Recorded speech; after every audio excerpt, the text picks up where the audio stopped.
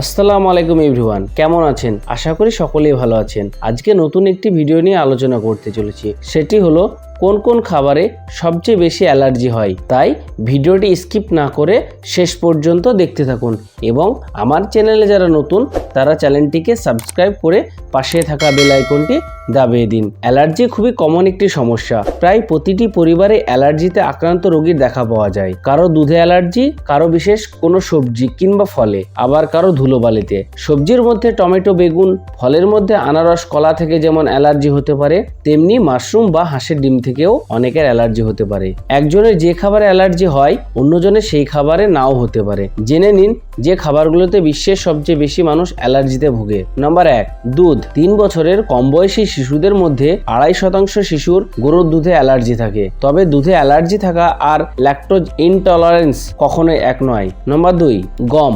গমের আটা, পাউরুটি খেলে অ্যালার্জির সম্ভাবনা অনেকের মধ্যে দেখা যায়। শিশুদের যদি গমে অ্যালার্জি থাকে তাহলে বার্লি বা অন্যান্য দানাশস্যের ক্ষেত্রেও সেই অ্যালার্জি দেখা যেতে পারে। নাম্বার 3, সোয়া।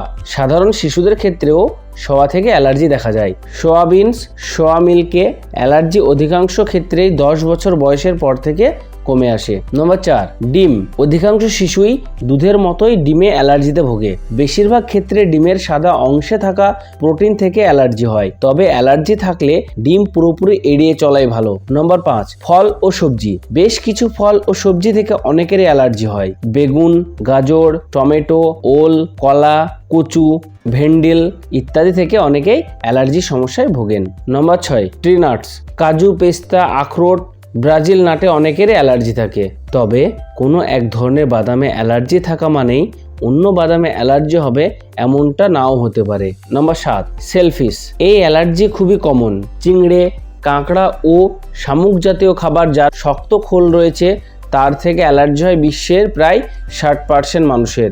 নাম্বার 8, চীনাবাদাম। শিশুদের মধ্যে প্রায় চীনাবাদামে অ্যালার্জি দেখা যায়। মার্কিন যুক্তরাষ্ট্রের স্কুল ক্যাম্পাসগুলোতে 1997 থেকে 2000 সাল পর্যন্ত চীনাবাদাম নিষিদ্ধ করা হয়েছিল। নাম্বার 9, মাছ। অনেকের কোনো এক বিশেষ প্রকার মাছে অ্যালার্জি থাকে।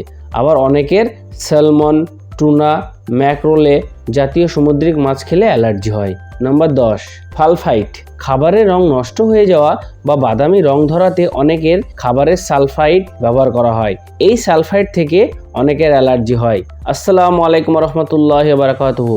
ভিডিওটি ভালো লাগলে আমার এই চ্যানেলটিকে সাবস্ক্রাইব করে পাশে থাকা বেল আইকনটি দাবিয়ে দিবেন এবং একটি লাইক দিয়ে আমার ভিডিও করার আগ্রহটাকে বাড়িয়ে তুলুন।